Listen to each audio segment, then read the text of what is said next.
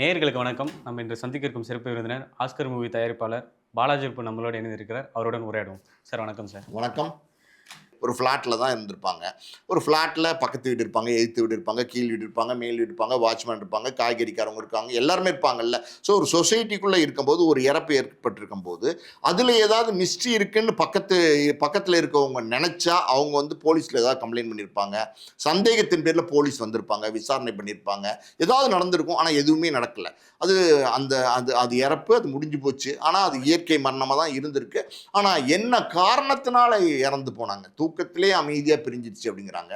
So அந்த அளவுக்கு உங்களுக்கு என்ன பிரச்சனைன்னு தெரில. இன்னொன்று அவங்க கடைசியாக மே 17 ஒரு கடைசியாக ஒரு இன்ஸ்டாவில் ஒரு ஸ்டோரி போடும்போது கூட கருப்பிலிருந்து வெள்ளைக்கு மாற போகிறோம் இனி சாரி இது சாரி அவர் கடைசியாக மே 17 வந்து ஒரு போஸ்ட் போடுறாங்க, கருப்பிலிருந்து வெள்ளைக்கு அப்படின்னு சொல்லி, இது மின்னுவதற்கான நேரம் அப்படின்னு சொல்லி அந்த கடைசியோட அந்த போஸ்டோட அவங்க அதுக்கப்புறம் அவங்க இருக்காங்க இல்லை, எந்த சோஷியல் மீடியா ஆக்டிவிட்டியும் இல்லாமல் இருக்காங்க.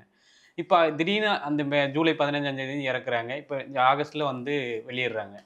இதுக்கான காரணங்கள்லாம் இருக்குல்ல சார். இப்போது இன்வெஸ்டிகேஷன் பண்ணுறதோ அது ஒரு பக்கம் இருந்தாலுமே ரசிகர் மத்தியில் இது எப்படி அப்படின்னு ஒரு ஒரு கேள்வி எழுப்பும்ல. இது எப்படி சார்? நீங்கள் கேட்குறது ரொம்ப நியாயமான விஷயம். அதாவது மே 17 பார்த்தீங்கன்னா அவங்க ஒரு போஸ்ட் போட்டிருக்காங்க இன்ஸ்டா அக்கௌண்ட்டில், அவங்களோட இன்ஸ்டா அக்கௌண்ட்டில். அதில் என்ன போட்டிருக்காங்க அப்படின்னா, black and white, it is time to shine அப்படின்னு போட்டிருக்காங்க. அதுதான் அவங்க வந்து பதிவு பண்ண கடைசி போஸ்ட்டு.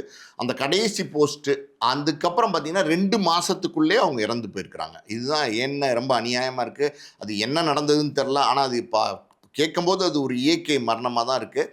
சோஷியல் மீடியாலெலாம் ரொம்ப ஆக்டிவாக இருந்திருக்கிறாங்க. அவங்களோட ஃபாலோவர்ஸ்லாம் நிறைய பேர் இருந்திருக்காங்க, நிறைய ரசிகர்கள்லாம் இருந்திருக்கிறாங்க, எல்லாம் இருந்திருக்கு. நல்ல ஒரு ஒரு ஒரு எப்படி சொல்கிறது, அவங்க குடும்பத்தாரே என்ன சொல்லியிருக்காங்கன்னா, ஒரு துணிச்சலான பொண்ணு, தைரியமான பொண்ணு அப்படின்லாம் சொல்லியிருக்காங்க.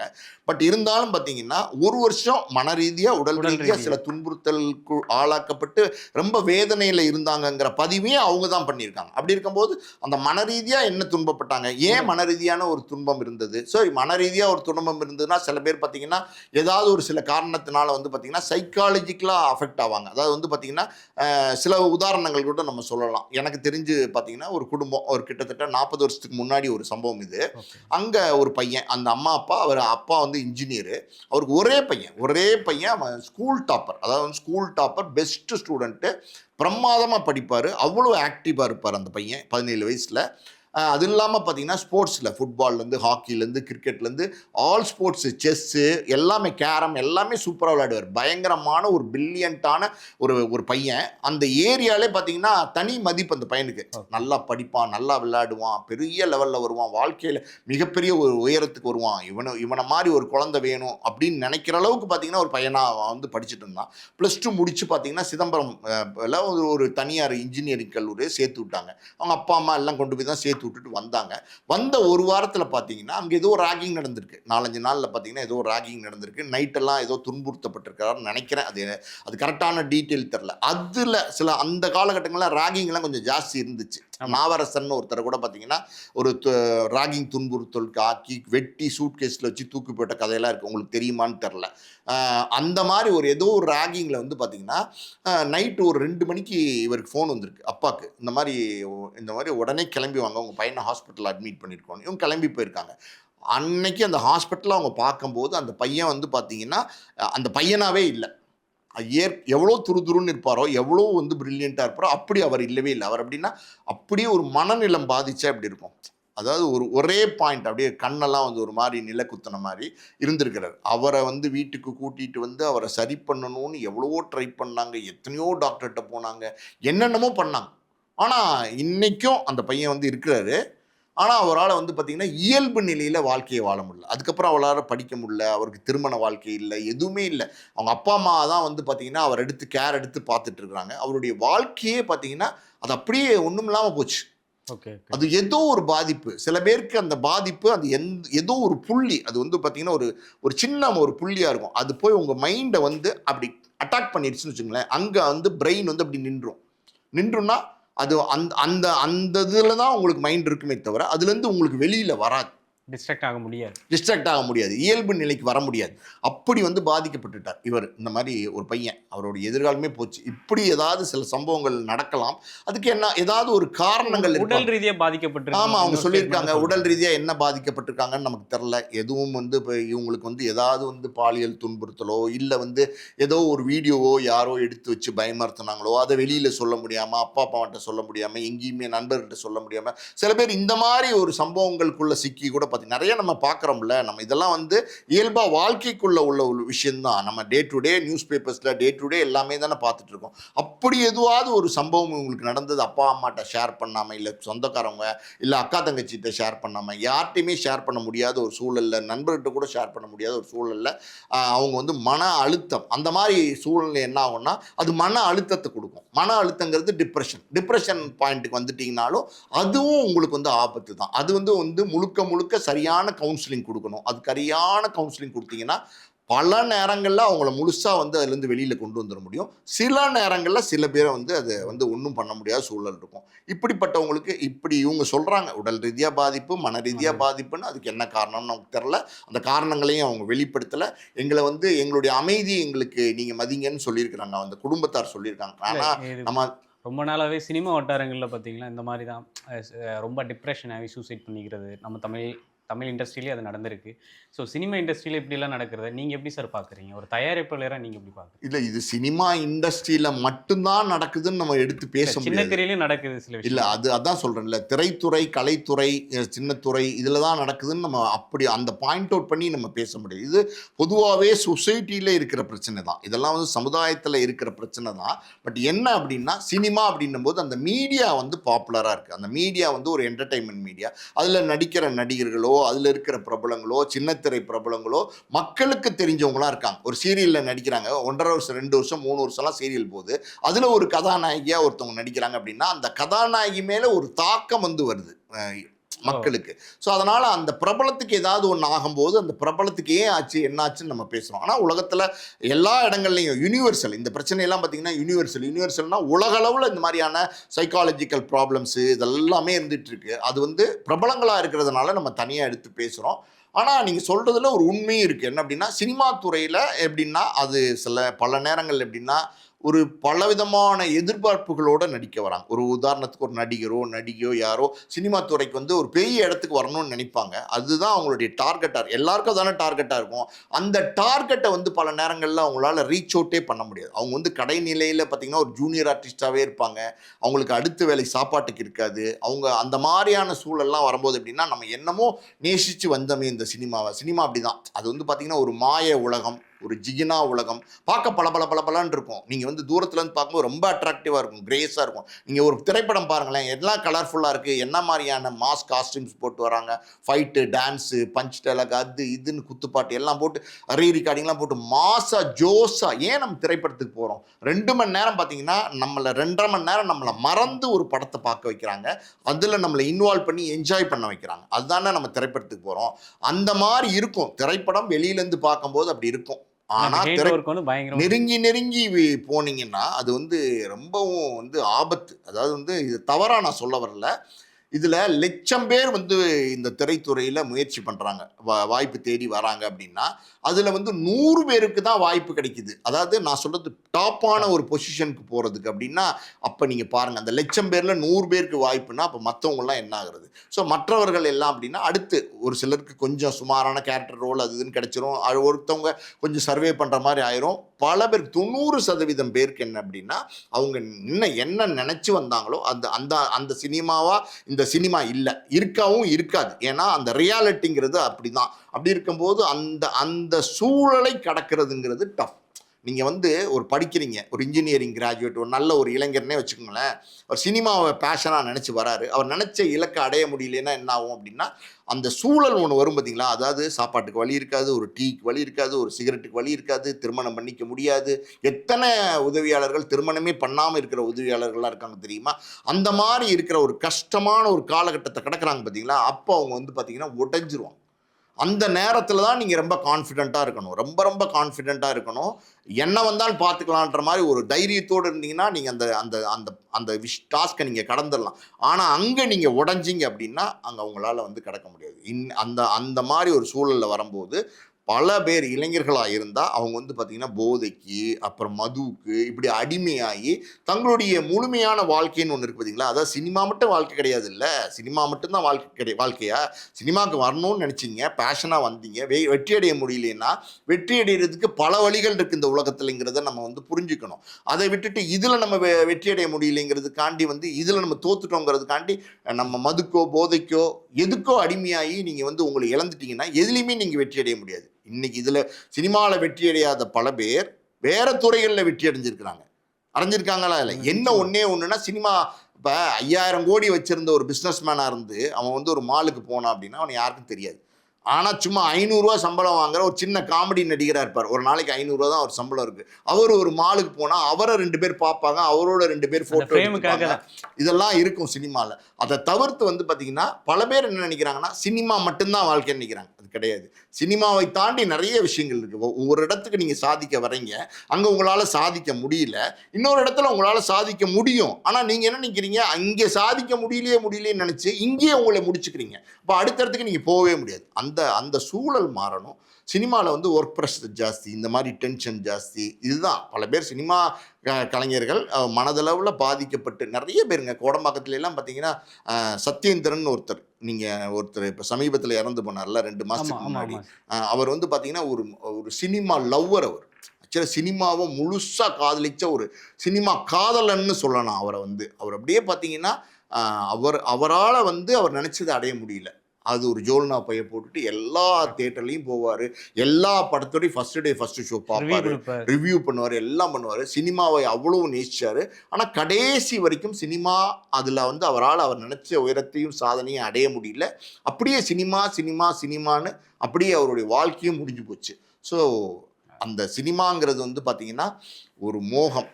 அந்த மோகம் அப்படின்னும் போது அந்த மோகத்தில் வந்து நீங்கள் ஜெயிக்கலைன்னா அந்த படுக்கை வந்து முள் படுக்கையாக மாறிடும். நீங்கள் சொன்ன மாதிரி பார்த்தீங்கன்னா அனன்யா ராஜ் அவங்க ரொம்ப சின்ன வயசு, 27 வயசு தான் அவங்களுக்கு. அவங்க ஜூலை மாதம் வந்து 15ஆம் தேதி இறந்துருக்குறாங்க. ஆனால் வந்து அந்த இறந்த செய்தியே பார்த்திங்கன்னா வெளியில் எங்கேயுமே தெரில, யாருக்குமே தெரில. ஆகஸ்ட் 15ஆம் தேதி தான் அவங்க குடும்பத்தினர் வந்து பார்த்திங்கன்னா அனன்யா ராஜோடைய இன்ஸ்டாகிராம் அக்கௌண்ட் இருக்கு இல்லையா, அதில் வந்து பதிவு பண்ணியிருக்காங்க. இந்த மாதிரி அனன்யா ராஜ் வந்து ஜூலை 15ஆம் தேதி அதிகாலையில் இறந்து போயிட்டாங்க, தூக்கத்திலே அமைதியாக இறந்து போயிட்டாங்க அப்படின்றதும். அது இல்லாமல் பார்த்திங்கன்னா அவங்களுக்கு வந்து பார்த்திங்கன்னா கிட்டத்தட்ட 1 வருஷமாக வந்து மனதளவுலையும் உடல் அளவுலையும் பெரிய வந்து ஒரு மாதிரி ஒரு ஒரு ஒரு பிரச்சனை இருந்துச்சு அவங்களுக்கு அப்படின்னு சொல்கிறாங்க. அது என்ன பிரச்சனை, மனதளவில் என்ன பிரச்சனையில் இருந்தாங்க, உடல் அளவில் என்ன பிரச்சனை இருந்தாங்க, அதுக்கு அவங்க ட்ரீட்மெண்ட் எடுத்தாங்களா எடுக்கலையா, என்ன மாதிரி ட்ரீட்மெண்ட் எடுத்தாங்க எதுவுமே தெரில. ஆனால் நல்லா இருந்துக்கிட்டு இருந்த பொண்ணு. நீங்கள் அனன்யா ராஜ் வந்து பார்த்தீங்கன்னா ரொம்ப பாப்புலரான நடிகைன்னு சொல்ல முடியாது. ஆனால் வந்து பார்த்தீங்கன்னா நீங்கள் சொன்ன மாதிரி 7 முக்கியமான நடிகை. ஆமாம், 7 Hours to Go, அப்புறம் பார்த்தீங்கன்னா அந்த ஃபைனல் எக்ஸிட் அப்படின்னு ஒரு படம், கோஸ்ட்னு ஒரு படம். கோஸ்ட்டுங்கிற படம் வந்து அவங்களுக்கு ஒரு பெரிய பேரை வாங்கி கொடுத்துருக்கு. இப்போ வந்து பார்த்தீங்கன்னா சந்திரமுகி அப்படின்னாலே இந்த ஜோதிகாவோட கங்கா பாத்திரம் நமக்கு மனசில் வரும். அந்த கடைசியில் வந்து பார்த்தீங்கன்னா எப்படி சொல்லுது, ரஜினிகாந்த் வந்து கூப்பிட்டு போய் காமிப்பார் பிரபுவை, பாருங்கள் அந்த கங்கா முழுசாக சந்திரமுகியாக மாறுறதை பாருங்கன்னு காட்டுவார்ல. அந்த நேரத்தில் ஜோதிகா ஒரு எக்ஸ்பிரஷன்ஸ் பண்ணியிருப்பாங்க. அவங்களுடைய கண்ணுலேயே வந்து பார்த்தீங்கன்னா பயங்கரமாக எக்ஸ்பிரஷன்ஸ் பண்ணியிருப்பாங்க. அந்த கங்கா கதாபாத்திரம் வந்து பார்த்தீங்கன்னா இன்னைக்கு இருக்கிற தமிழ்நாட்டில் இருக்கிற எல்லா ரசிகர்கள் மனசுலையும் அப்படியே பதிஞ்சிருக்கு. இப்போ நீங்கள் வந்து லேட்டஸ்ட்டாக இருக்கிற 2K கிட்ஸ், ஜென்சி கிட்ஸ்கிட்ட கேட்டிங்கன்னா கூட அந்த கதாபாத்திரம் அவங்களுக்கு நல்லாவே மனசில் பதிஞ்சிருக்கும். காரணம் என்னென்னா ஜோதிகா அந்த கதாபாத்திரத்தை அவ்வளோ பிரமாதமாக அவ்வளோ எக்ஸ்ட்ராடனரியாக பெர்ஃபார்ம் பண்ணியிருந்தாங்க. அந்த மாதிரி பார்த்தீங்கன்னா இந்த கோஸ்ட்டுங்கிற படத்தில் வந்து சோனியா அப்படிங்கிற ஒரு கதாபாத்திரம், அந்த சோனியாங்கிற கதாபாத்திரத்தில் இவங்க ரொம்ப ரொம்ப நல்லா நடிச்சிருக்காங்க. பயங்கரமாக அது பேய் கேரக்டர், அது இப்போ ஒரு பேயாக தான் நடிச்சிருக்காங்க. நிறையா பேய் படங்களில் தான் நடிச்சிருக்காங்க. ஒரு மாதிரி அமானுஷ்யம் பேய் எல்லாம் சொல்லுவாங்கள்ல, அந்த மாதிரியான படங்களில் தான் நிறைய நடிச்சிருக்காங்க. ஸோ அந்த படத்தில் பர்டிகுலராக பார்த்தீங்கன்னா இவங்களுக்கு மிகப்பெரிய ஒரு பேர் கிடச்சிருக்கு. ஏன்னா அவங்க அந்த அளவுக்கு வந்து எஃபர்ட் எடுத்து ரியாக்ஷன்ஸ் எல்லாம் பயங்கரமாக கொடுத்துருக்காங்க. ஒரு பேய் படத்தில் நடிக்கிறதுங்கிறது சாதாரணம் கிடையாது. இப்போ சாதாரணமாக நீங்கள் பேசுகிறது, சாதாரணமாக நீங்கள் நடிக்கிறதுங்கிறது வேறு. ஆனால் பேய் படணும் போது உங்களுக்கு ஓவராக நீங்கள் வந்து எஃபர்ட் எடுத்து ரியாக்ஷன்ஸ் கொடுக்க வேண்டியிருக்கும். உங்கள் பாடி லாங்குவேஜ் மட்டும் இல்லை, உங்களுடைய முக பாவனைகளும் பார்த்தீங்கன்னா ரொம்ப ஒரு அதிகப்படியாக பண்ணால் தான் அது வந்து ஆடியன்ஸை போய் ரீச் ஆகும். ஏன்னா அவங்கள நம்ப வைக்கணும். அந்த அளவுக்கு நீங்கள் வந்து ஷாக்கிங்காக நடிக்கணும். ஒரு மாதிரி பேய் மாதிரி ஒரு மாதிரி ரொம்ப ஒரு ராட்சசத்தனமான ஒரு நடிப்பை கொடுத்தாதான் அந்த கேரக்டரை வந்து பேச வைக்க முடியும். அப்படி வந்து இவங்க அந்த நடிச்சிருக்கிறாங்க அந்த கோஸ்ட்டுங்கிற படத்தில். அது ரொம்ப பெரிய பேரை வந்து இவங்களுக்கு கொடுத்துருக்கு. அது இல்லாமல் பார்த்தீங்கன்னா ஒரு பேஷன், சினிமாவோடைய பேஷனில் தான் அவங்க வந்து சினிமாக்கே வந்திருக்காங்க. +2 வரைக்கும் தான் படிச்சிருக்காங்க. அதுக்கப்புறம் இவங்களுக்கு படிக்க விருப்பம் இல்லை, சினிமாவுக்கு வரணுன்ற எண்ணங்கள் இருக்குது. ஆரம்பத்தில் மாடலிங்லாம் வந்து இப்போ நிறைய மாடலிங்லாம் பண்ணியிருக்காங்க. மாடலிங் வந்து அவங்களுக்கு ஓரளவுக்கு வந்து ஒரு மாடலிங்கில் வந்து பிரபலமாக இருந்திருக்கிறாங்க ஒரு காலகட்டத்தில். அதுக்கப்புறம் பார்த்தீங்கன்னா ஒரு டான்ஸ் ஸ்கூல், ஆக்சுவலி பார்த்தீங்கன்னா ஒரு நடிப்பு கல்லூரின்னு நம்ம சொல்ல முடியாது, ஒரு ட்ராமா ட்ரூப் மாதிரி ஒரு இடம், அது வந்து நடிப்பு பயிற்சி கொடுக்குற இடம். அங்கே வந்து இவங்க வந்து சேர்ந்து படிச்சிருக்காங்க, ஆக்டிங்காண்டி படிச்சிருக்காங்க. ட்ராமா ஸ்கூலில் போய் சேர்ந்துருக்காங்க. ஆமாம், படிச்சிருக்காங்க. சில குறும்படங்களில் கூட நடிச்சிருக்காங்க. சில்வர் காந்தி அப்படி இப்படின்னு சில குறும்படங்கள்லாம் நடிச்சிருக்காங்க. அவார்டு வின் பண்ணதா சொல்ல. ஆமாம், அவார்டு கூட வாங்கியிருக்கு. இன்டர்நேஷ்னல் லெவலில் பார்த்தீங்கன்னா சில அவார்டுகள்லாம் வாங்கியிருக்காங்க. நல்ல நடிகைங்கிறதுக்கான சில அவார்டெலாம் வாங்கியிருக்காங்க. அது இல்லாமல் பார்த்தீங்கன்னா தெலுங்குலேயும் நடிச்சிருக்காங்க. அவங்க வந்து பாலிவுட்லேயும் நடிச்சிருக்காங்க, தெலுங்குலேயும் நடிச்சிருக்காங்க. தெலுங்கில் ஒரு படம் ரொம்ப குறிப்பிட்டு உங்களுக்கு பேரை வாங்கி கொடுத்தது எப்படின்னா மதராசி குரூப் அப்படின்னு சொல்லிட்டு மதராசி கேங் அப்படின்னு சொல்லி ஒரு படம். அந்த படம் பார்த்தீங்கன்னா 3 லாங்குவேஜில் எடுத்திருக்காங்க. அது தெலுங்கில் எடுத்த படம், பாலிவுட்லேயும் வந்திருக்கு, தமிழ்லேயும் வந்திருக்கு.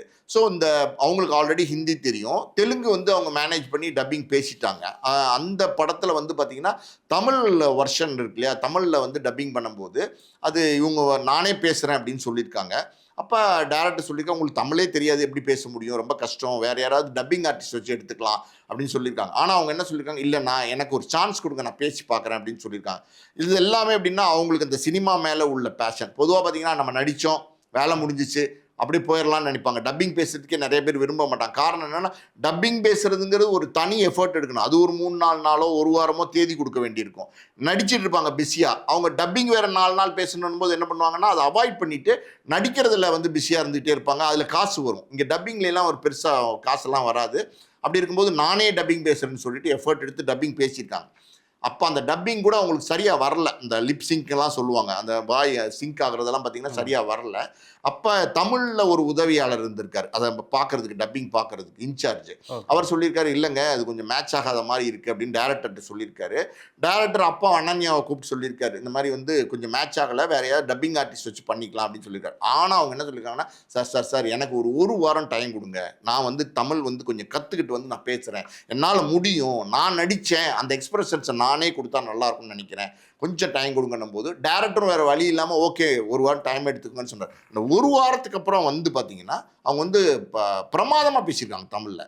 தமிழே தெரியாது அவங்களுக்கு. ஒரு வாரத்துக்குள்ளே கற்றுக்கிட்டு வந்து பிரமாதமாக வந்து பேசி டப்பிங் பண்ணி கொடுத்துருக்காங்க அந்த படத்துக்கு, அந்த மதராசி கேங்கிற படத்துக்கு. ஸோ இப்படி ஒரு எஃபர்ட் எடுத்து நடிக்கக்கூடிய ஒரு நடிகையாக இருந்திருக்கிறாங்க. அடுத்தடுத்து பெரிய ஒரு படங்களில் நடிக்கணும்னு ஆசைப்பட்டிருக்காங்க. குறிப்பாக வந்து பார்த்திங்கன்னா தமிழ்நாட்டில் வந்து அந்த டப்பிங் பேசியிருக்காங்க. தமிழ்நாட்டில் தான் நடந்திருக்கு அந்த டப்பிங்கு. பட் சென்னையில் வந்து தங்கியிருக்காங்க, ஒரு 15 நாள் தங்கியிருக்காங்க. அப்போ இங்கே இருக்கிற தியேட்டர்ஸில் இங்கே இருக்கிற படங்கள்லாம் போய் பார்த்துருக்காங்க. ஈவினிங் டைம் ஃப்ரீ டைம்லாம் போய் பார்த்துட்டு அவங்களுக்கு தமிழ் படத்தில் நடிக்கணுன்ற ஒரு ஆசையெல்லாம் இருந்திருக்கு. தமிழ் படத்தில் பார்த்தீங்கன்னா தனுஷோட, சிவகார்த்திகனோட, சிம்புவோட பல பேரோட வந்து நான் வந்து நடிக்கணுங்கிற ஆசையெல்லாம் இருந்திருக்கு. பட் ஆனால் ரொம்ப சின்ன வயசு, அதுதான் ரொம்ப முக்கியம். ஒரு 35 வயசு இல்லை 27 வயசு தான், வெறும் 27 வயசு தான். 27 வயசில் பார்த்தீங்கன்னா இப்படி ஒரு மரணம் அப்படிங்கிறது வந்து கொஞ்சம் வருத்தமான விஷயம் மட்டும் கிடையாது, இது கொஞ்சம் அதிர்ச்சியாகவும் இருக்குது. நல்லா இருந்த ஒரு பொண்ணு, அவங்க என்ன ஆனாங்க, அவங்க எதனால் வந்து இந்த மாதிரி வந்து ஒரு சூழல் உருவாச்சு, அவங்க வீட்டில் வந்து பார்த்திங்கன்னா மன ரீதியாகவும் உடல் ரீதியாகவும் 1 வருஷம் ரொம்ப துன்புறுத்தலுக்கு ஆளானாங்க அப்படின்னு சொல்லியிருக்காங்க. அது என்னன்னே சொல்லலை. தூக்கத்திலே இறந்துட்டாங்கன்னு சொல்கிறது ஒரு மிஸ்ட்ரியாகவே இருக்குல்ல சார். அது மிஸ்ட்ரி அப்படிங்கிறதை விட பார்த்தீங்கன்னா இவங்க வந்து ஜூலை 15ஆம் தேதி இறந்துருக்காங்க இந்த வருஷம். அது வந்து பார்த்தீங்கன்னா ஆகஸ்ட் 15ஆம் தேதி தான் அது இறந்திருக்காங்கிறதே வந்து அந்த குடும்பத்தார் வந்து சோஷியல் மீடியாவுக்கு சொல்கிறாங்க, பப்ளிக்கு சொல்கிறாங்க. அவங்க ஒரு பிரபலமான நடிகையாக இருந்திருக்கிறாங்க. ரொம்ப பிரபலம் இல்லாட்ட கூட மக்களுக்கு தெரிந்த ஒரு நடிகையாக இருந்திருக்காங்க. அப்படின்னும் போது இப்படி ஒரு நடிகை இருந்தாங்க அப்படின்னும் போது அவங்க இறந்தன்னைக்கே அதை சொல்லியிருக்கலாம். ஜூலை 15ஆம் தேதியே அது வந்து இந்த மாதிரி இறந்துட்டாங்கன்னு சொல்லியிருக்கலாம். ஏன் தவிர்த்தாங்க அது தெரியல. அவங்க ஒரு இப்போ இன்றைக்கெல்லாம் பார்த்தீங்கன்னா இன்றைக்கி யூடியூப் சேனல்ஸ் மீடியாலாம் ரொம்ப பெருசாக ஆயிடுச்சு. இன்றைக்கி யார் என்ன டெத்துன்னா உடனே வந்து பார்த்திங்கன்னா ஒரு 100-150 பேர் வந்து கேமராவோட போயிடுறாங்க. ஒருவேளை அவங்களுக்கு அது டிஸ்டர்பன்ஸாக இருந்துச்சா? ஒரு நம்ம எல்லா ஆங்கிள்லையும் யோசிக்கணும்ல. ஏன்னா அவங்க அம்மா அப்பா அவங்க குடும்பத்தார் இந்த குழந்தை அவங்க குழந்தைன்னு தான் போட்டிருக்காங்க அந்த பதிவில், இன்ஸ்டா பதிவில். 27 வயசில் ஒரு பொண்ணு இறந்து போகிறதுங்கிறது கொஞ்சம் தாங்கிக்க முடியாத விஷயமா இருக்கும். இப்போ நம்ம வீட்டில் ஒரு பெரியவர் இருக்கார், ஒரு தாத்தா, ஒரு 87 வயசு இருக்காங்க, ஒரு 88 வயசு இருக்காங்க. அந்த மாதிரி இருக்கும்போது அவங்களுடைய இறப்பு ஏற்படும் போது அதை எல்லாருமே நம்ம ஏற்றுப்போம். காரணம் என்ன அப்படின்னா, ஓகே அவங்க நல்லா வாழ்ந்தாங்க, எல்லாம் வாழ்ந்து முடிச்சு பேரம்பத்தியெல்லாம் எடுத்து சந்தோஷமாக இருந்தாங்க, முழுசாக ஒரு வாழ்க்கையை வாழ்ந்துட்டாங்க அப்படின்னு நினைப்போம். ஏன்னா இறப்பு அப்படிங்கிறது எல்லாருக்குமே உண்டு, அது நிச்சயங்கிறது எல்லாருக்குமே தெரியும், அதை ஏற்றுக்கிட்டு தான் ஆகணும். அது ஈஸியாக ஏற்றுப்பாங்க அந்த மாதிரி இறப்பை. ஆனால் இப்படி சின்ன வயசில் ஒரு இறப்பு ஏற்படும் போது அதை தாங்கிக்கிறதுக்குன்னு ஒரு மன வலிமை வேணும். அது அந்த குடும்பத்தாருக்கு அவங்க அம்மா அப்பா அண்ணன் தம்பிங்க அக்கா தங்கச்சிங்க இருந்தாங்களான்னு தெரில. ஒருவேளை இருந்தாங்கன்னா அவங்களுக்கெல்லாம் வந்து இது கொஞ்சம் மிகப்பெரிய ஒரு மனசை வேதனையை ஏற்படுத்தியிருக்கும், மனசை உழுக்கிற ஒரு விஷயமா இருந்திருக்கும். இது எப்படின்னா, இது அவங்களுடைய ப்ரைவசி. அதாவது நம்ம வீட்டில் ஒரு இறப்பு ஏற்பட்டுருச்சு, சின்ன வயசில் ஒரு பொண்ணு இறந்துருச்சு, இது எதுக்கு பிரபலப்படுத்தணும், இது எதுக்கு பப்ளிசிட்டி பண்ணணும்? இன்றைக்கெலாம் நிறைய யூடியூப் சேனல் வந்து அது வீடியோ எடுத்து அது இதுன்னு பெருசாக ஆக்க வேண்டாம்னு நினச்சிருக்கலாம். அவங்க வந்து பார்த்திங்கன்னா அந்த துக்கம் ஓவராக இருக்கும்போது என்னென்னா, அவங்க மகளை இழந்துட்டாங்கன்னும் போது அந்த இழப்பை தாண்டி என்ன இருக்குது அப்படின்றதுனால அவங்க வந்து அதை அப்புறம் சொல்லிக்கலாம் அப்படின்னு நினச்சிருக்கலாம். ஆனால் எல்லா ஃபார்மாலிட்டிஸும் முடிஞ்சிருக்கு. சில ஃபோட்டோஸ்லாம் கூட வெளியிட்டிருக்காங்க, கடைசியாக எரி விட்டுற ஃபோட்டோ அதெல்லாம் கூட வெளியிட்டிருக்காங்க. அந்த இறுதிச் சடங்குகள் எல்லாம் முடிஞ்சு அந்த குடும்பம் ஒரு அமைதியான ஒரு சூழலுக்கு வந்ததுக்கப்புறம் இதை வந்து இப்போ வந்து ஆகஸ்ட் 5 சொல்லியிருக்கிறாங்க. அப்படி தான் நான் நினைக்கிறேன். ஓகே சார், இவ்வளோ நேரம் நிறைய அனுபவங்களையும் நிறைய விஷயங்களை பகிர்ந்தீங்க. உங்களுடைய நேரத்துக்கு ரொம்ப நன்றி சார்.